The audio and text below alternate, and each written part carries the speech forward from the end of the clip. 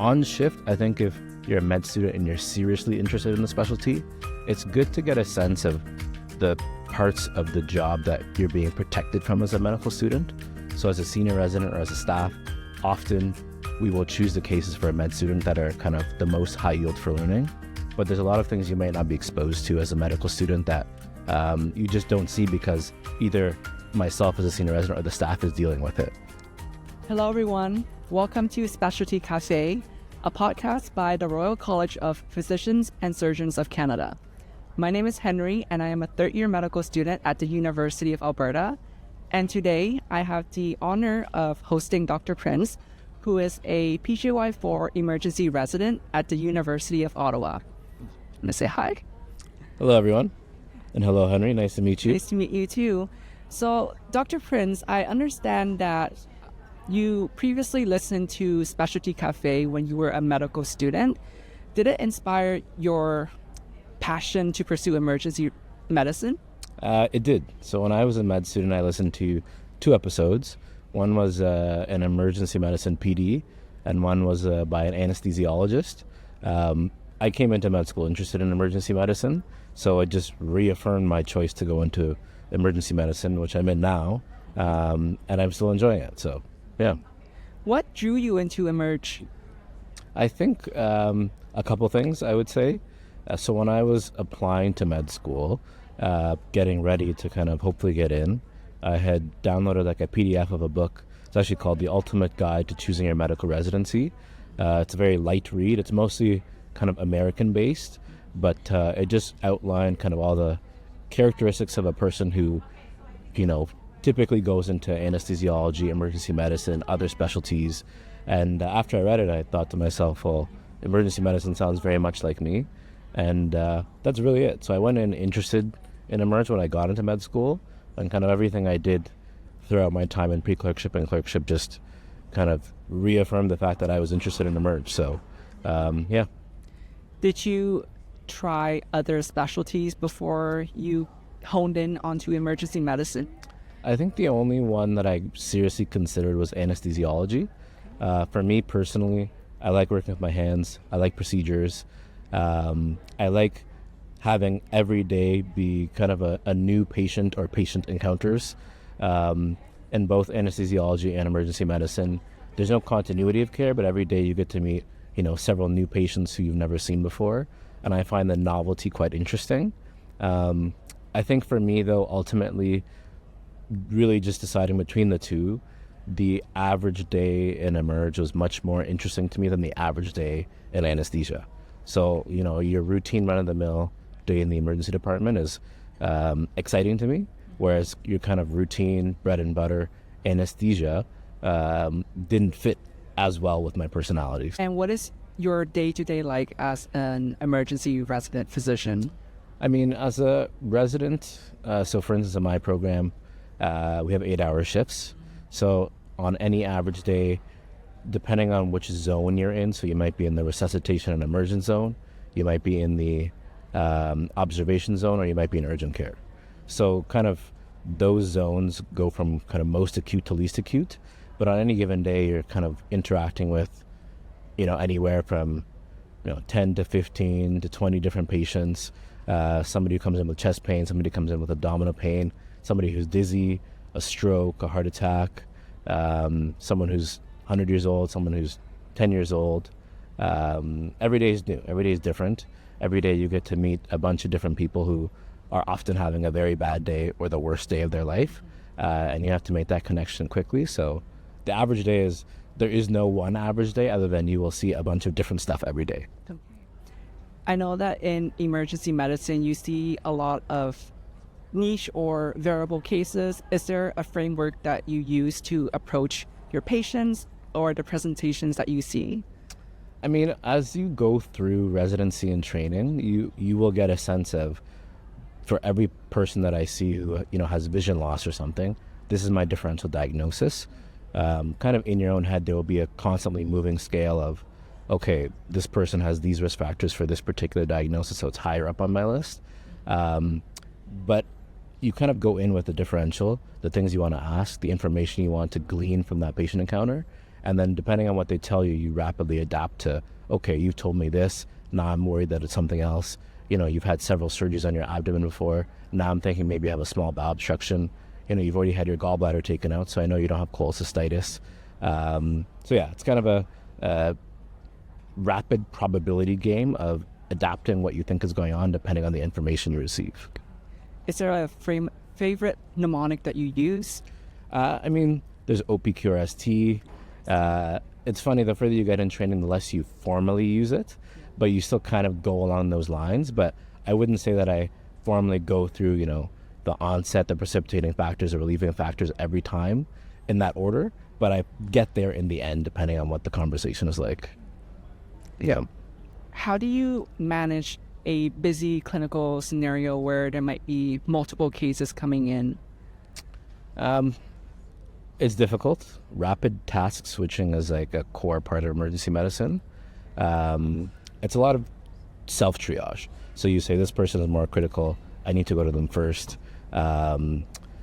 It's not as easy to get in your first couple years of residency, but eventually you get a sense of, okay, this is what can wait 5 minutes, this can wait 10 minutes, this can wait 1 hour, this can't wait 1 second. So do you have any tips for medical students who are interested in pursuing emergency medicine? I think it's really important, both outside of the department, to speak to as many people you can. I think emergency medicine is second only to family medicine and the flexibility you can do with your career. So in people that I personally know are doing emergency medicine and ICU, emergency medicine and sports medicine.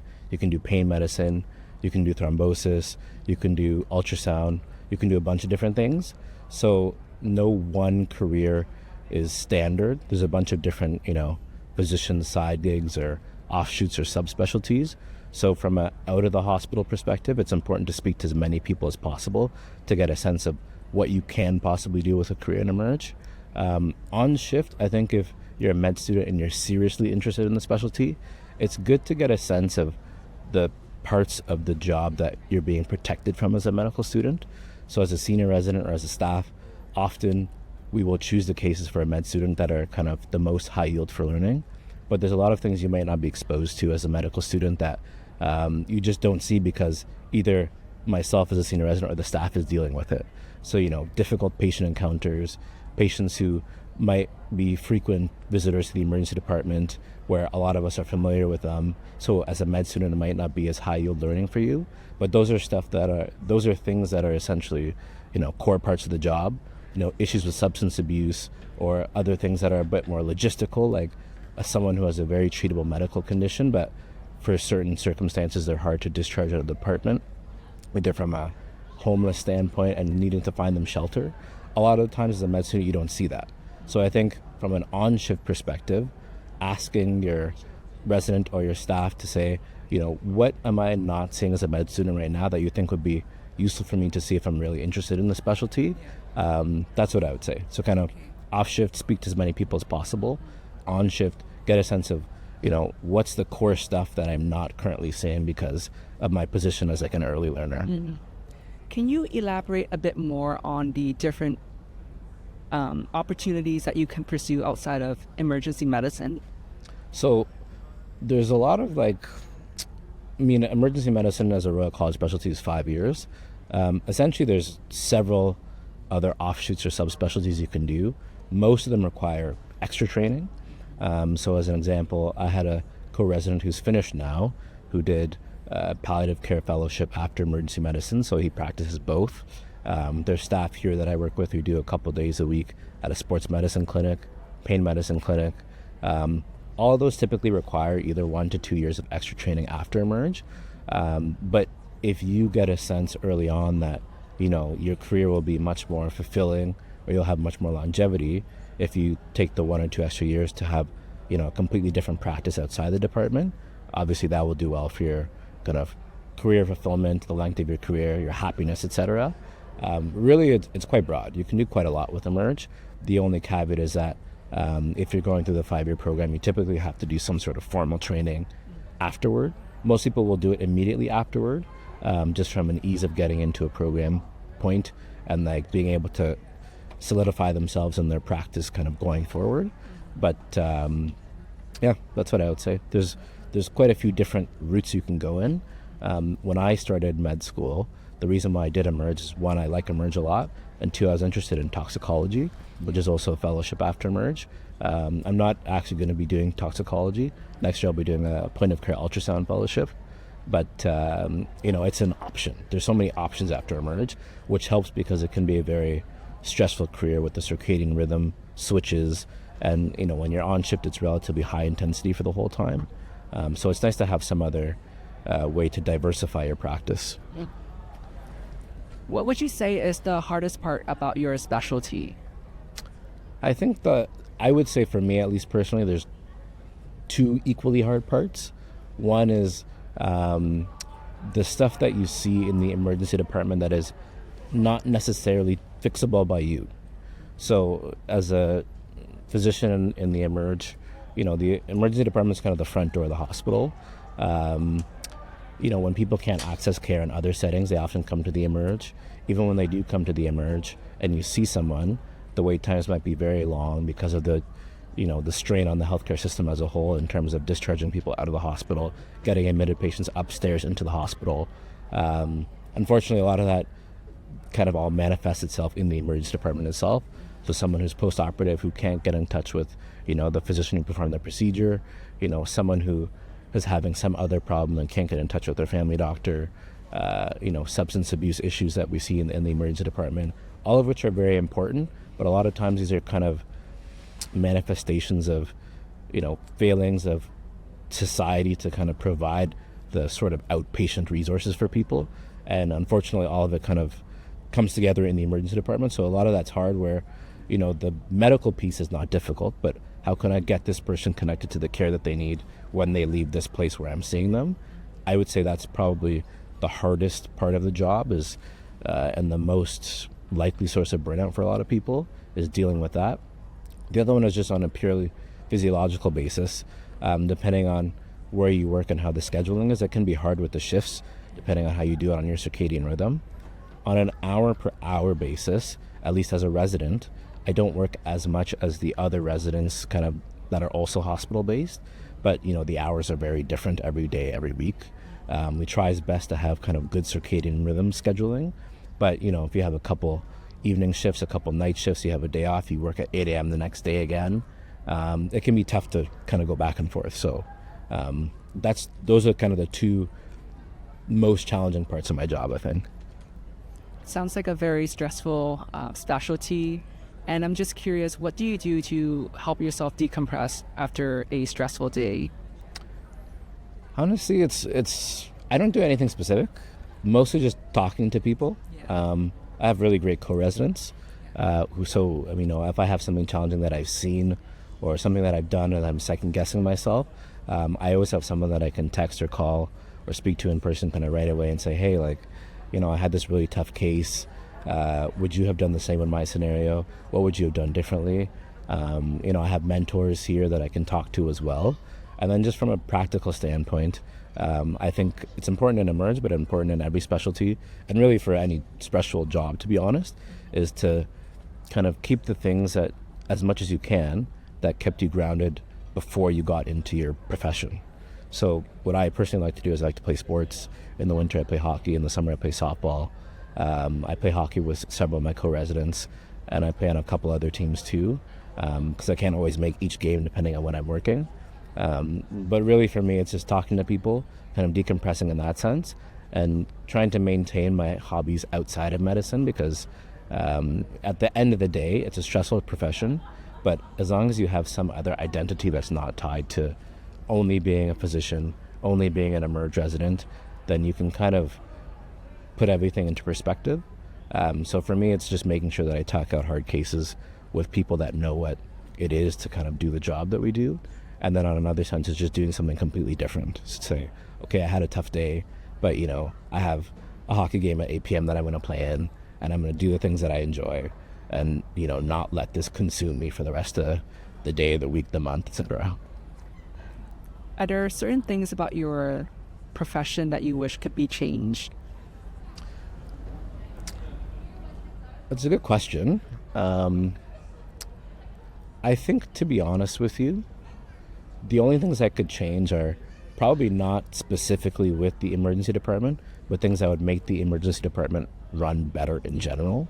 So kind of what I talked about before, one of the biggest problems we have today in Ottawa and Ontario and Canada in general, and to be honest across like several developed countries, is just emergency department overcrowding and wait times. It makes the life of patients harder because they have to wait for extremely long times. It makes my life harder because patients can get sicker while they're waiting. When you see them, understandably, they're not the happiest because they've been waiting for an extremely long time. If I could change anything in the snap of my fingers, I would say kind of massively increasing the ability of our colleagues upstairs to discharge people to adequate, either long-term care homes or nursing homes or adequate home care, to get those people out into a better place for them to be served, to then move all the admitted patients to the emergency department up so that they can be admitted, and then I can see a bunch more people in the emergency department. That would probably be the single biggest change that would make my life easier, and then make the life of the patients better. So that's what I would say. For medical students who are interested in pursuing emergency medicine, are there things that you would like them to know about that they might not necessarily know? I think depending on what exposure they've had to the specialty, it's to know that the average day is mostly not what is portrayed in the Pitt or ER or any other TV show. They're great TV shows, but they're obviously designed to be very exciting with a lot of special procedures and things. Emergency department the average day is not that exciting in terms of you're not going to have a ton of traumas, a ton of strokes, a ton of other kind of high acuity procedures. Most of what you're seeing is going to be relatively low risk stuff with the high risk stuff sprinkled in. So it's important to get a sense of the bread and butter day, which is mostly people who have either something relatively treatable that you can discharge, something that has no formal diagnosis but you've ruled out a lot of things, or your occasional high acuity presentation sprinkled in. Really, you have to enjoy taking care of the acute, unscheduled, undifferentiated patient. That is going to be the same across whether you work in a tertiary care center, whether you work in a rural center. Every patient you see will be relatively not worked up, undifferentiated, and it's your job to figure out, do they have something dangerous? And it's important for you to know as a medical student going in that our job is really to make sure that you don't have something bad going on. So we don't always get to a diagnosis. Not every person with, a headache gets a diagnosis of you have this, this, or this. As long as I know that you don't have, a brain tumor, an intracranial bleed, you don't have some sort of vascular dissection, then I have done my job to make sure nothing dangerous is going on.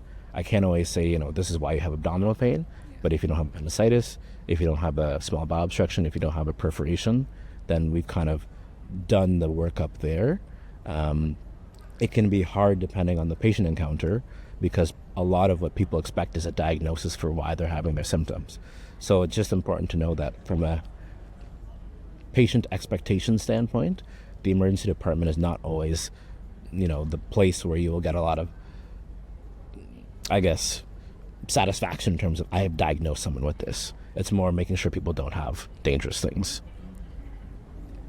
For medical students who are interested in EM, do you have any tips on how to help them excel in their CaRMS application?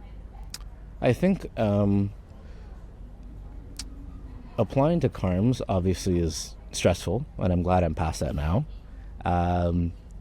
Having and it seems silly, but there is a formula behind the people who get selected to certain specialties and how you get into that position of being a resident and whatever your desired specialty is. When I was applying to CaRMS, I actually just went with a fine-tooth comb through every single program's website and said, what are their stated goals? What do they actually want out of the residents that they're choosing? What are they saying formally in terms of what they're looking for? And I just went through all of them and I tried to tailor my application to, they say they want this. what is there in both my personal statement that I can write and then in the activities that I've already done that can demonstrate these qualities. Obviously, there's, somebody has to read your application and kind of resonate with it. But at the same time, I know at least in the last couple of years, I believe it was Saskatchewan's emergency medicine program published their formal rubric of what they're looking for CaRMS. And I have not been involved in CaRMS myself for my program, but my kind of understanding is that it's not as subjective as someone would think. There are certain boxes that you can kind of check off to make sure, let's say you don't have to be the world's, greatest researcher, but if you have some involvement in some sort of academic research project, that is a box you can check off. If you have some sort of involvement in, something in terms of, social inequity or some sort of pro-social activity, that is another box you can check off. Truthfully, though, this is the same for every specialty. Like, you just want to be someone who people like working with, and like someone who people can get along with, and someone who people perceive to be very coachable. And obviously, that's not something that you can really portray through you just writing your personal statement, but that's something you do throughout med school in your rotations, where ideally you get really good evaluations, and then it kind of reflects that in everything that people write about you in your evaluations, and then what the programs read about you. So kind of a long-winded way to say, I would look at the program descriptions themselves and tailor all of your application stuff to what they're specifically looking for. And then on a longer term sense is just being a good medical student in general. So on that topic then, are there certain values that you look for in prospective EM residents besides being coachable and being like a team player? I think there's emergency medicine is a humbling specialty, I would say, in terms of kind of all the specialties. Everybody has certain diagnostic dilemmas in their specialty, but depending on what specialty you're in, a lot of that is a bit more therapeutic. So you might be in a specialty where most of the patients you have, what pathology they have. It's just a matter of how am I going to treat it? What options do I have? Emergency medicine can be humbling because you might see someone and work them up and ultimately find nothing, and they might come back another day and actually they have sepsis, they had something else, you might have missed something.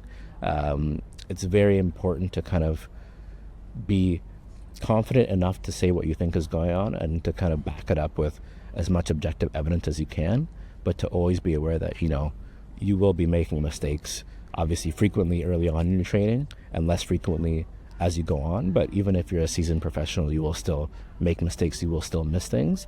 I think it's important for a medical student who's going into emergency medicine, in addition to being coachable, in addition to being just a good person to work with and having good clinical acumen, is to kind of be able to bounce back from when you do make those mistakes. Because it's a specialty where you might see someone who's like critically ill, you might do a procedure, and then you're going to have to switch to see the next person and the next person and the next person.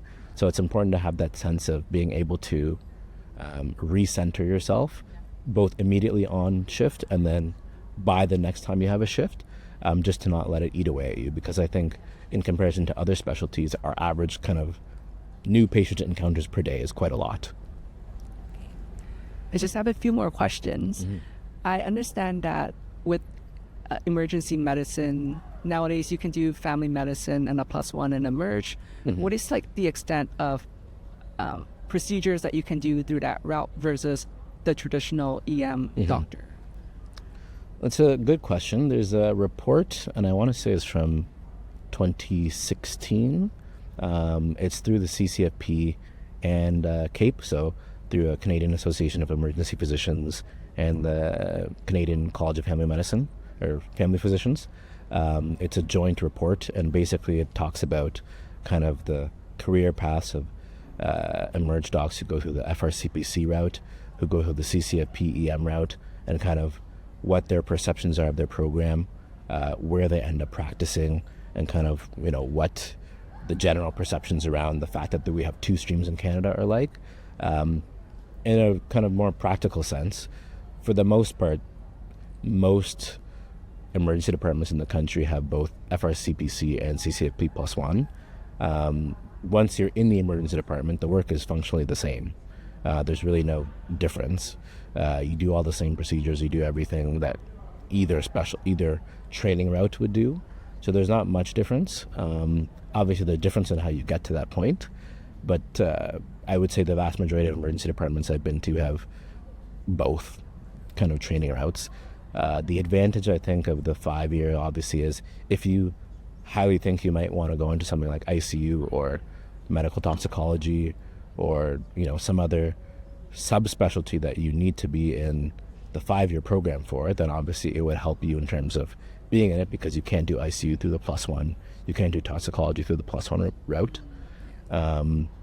If you also think you might want to have a split practice of emerge plus family medicine, obviously that's much more preferable to do the +1 route. And just in general, although emerge is a very flexible specialty, family medicine is an even more flexible specialty. So you can really pivot in terms of what you're doing quite easily without as much extra training as the 5-year program. So I think those are the considerations to do. There are calculations to do, I guess, when you're trying to decide on a route. For me specifically, I was always interested in emerge, and I was not really interested in family medicine. So I would rather do CaRMS once, get into emerge, and just be an emerge resident until I finish. So that's why I went the route that I chose. At the time, I was interested in maybe ICU, maybe tox, mostly tox, but I didn't end up pursuing it. But those are the kind of calculations you have to do. So do you want to do a subspecialty that you need the Royal College residency for? Do you want to do some family medicine? And depending on the flexibility to do the other parts of medicine under the umbrella of either formal emergency medicine, Royal College training, or family medicine plus emergency medicine training. Do you have any recommendations on which electives medical students should do if they want to pursue emergency medicine? I mean, obviously emerge is one. I think ICU would be good too. I didn't do ICU in med school actually, so my first ICU rotation was as a resident. It was quite challenging because I'd never done it formally before. But, we see the vast majority of the patients we see in the emergency department are not critically ill patients, but the critically ill patients are the ones that we train for the most, because obviously, when you see them, you need to know what to do if you're in a very time-sensitive, time-pressure scenario. And most of the patients that we see are critically ill either go to the ICU or the operating room, or the cath lab. So in the ICU, we'll see a lot of patients who ended up there because they came through the emergency department. ICU is one. Anesthesia, I think. I find anecdotally, a lot of people I know in emerge or in anesthesia considered the other one at some point because they're quite similar. There's not any kind of long-term patient continuity, but there's a lot of procedures. You meet new patients every day. It's good to see kind of, do you like one versus the other? Yeah. Those are the biggest two, I'd say, ICU and anesthesia. And then truthfully, as an emerge doc, I mean, you do a little bit of every specialty every day. So any other specialty really can add something to your kind of practice or your contemplation of emerge. So any internal medicine subspecialty, OBGYN, family medicine, everything that you see in medicine could conceivably end up in the emergency department. So I think getting a sense of critically ill patients and kind of another procedural-ish specialty are both reasonable options, but anything you do truthfully can kind of add to your sense of, is emergency medicine right for me? Thank you. And my last question is, what is your most favorite thing about your program at the University of Ottawa? The people. I think my co-residents are my most favorite thing. I like my co-residents a lot. We got along well. I like working with them as colleagues, but they're also like all my really great friends. So that's probably my favorite thing. I think my other favorite thing, aside from my co-residents, is it's a big program and we have a lot of staff, which is helpful because we have a lot of staff who have their own interests outside of emergency medicine and within emergency medicine. So the nice thing is that, if you're interested in doing interventional pain medicine after, your 5-year program, there's someone who's doing that here. If you want to do ultrasound fellowship, which I'm doing that next year, there's tons of people who have done that who you can talk to. If you want to do sports medicine and work at a sports medicine clinic in addition to emerge, you can do that. If you want to do global health medicine, there's somebody who's done that and, goes abroad to work in like a different country. the benefit of being in a big program is that you have someone who has probably done whatever you're thinking about doing, and you can talk to them, you can get exposed to it. I think that's been most helpful for me. So truthfully, just the core residents that I work with and then the staff that I work with are my favorite things. Thank you for watching the latest episode of Specialty Café. If you're a current resident affiliated with the Royal College of Physicians and Surgeons of Canada, make sure to join as a resident affiliate to enjoy the benefits.